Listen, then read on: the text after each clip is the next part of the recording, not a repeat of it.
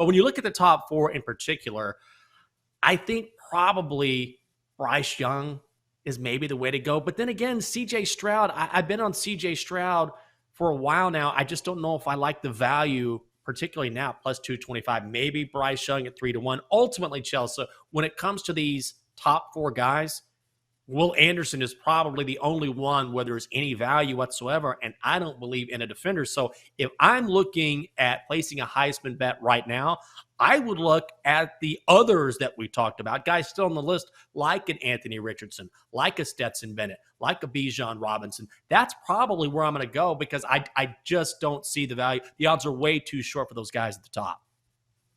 I think Stetson Bennett may be worth a sprinkle just because he's 18-1 right now, and Georgia looks head and shoulders above just about anybody in college football. So if you think it is the best player on the best team, maybe that award doesn't go to Stetson Bennett, but the quarterback gets such a huge nudge ahead of anybody else on the roster.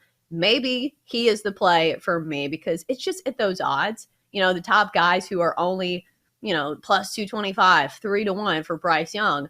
I think those odds are a little too short for a college football season that still has a ton of time left.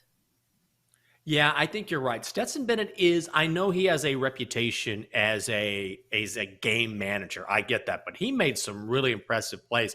I don't know if you remember that one play where he had guys all over him, a couple guys in his face from that Oregon defense, and he spun right out of trouble and then found a guy wide open in the end zone. And here's the thing. Georgia is just so dominant as a team. They have so many outlets. You can be a quote-unquote game manager and still put up monster numbers because he has so much talent around him.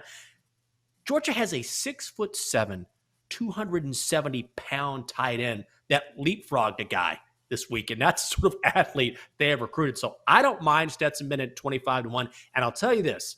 I'm going to put a little more on Bijan Robinson, running back out of Texas, at 30-1. And yes, I'm biased, but the reason why is this. Number one is Bijan Robinson is the best running back in the country. Hands down, no question. But if for some reason, and Texas doesn't have to win, but let's say Bijan, and they're going to have to lean on him a lot. He can run the ball. He can catch out of the backfield, has great hands.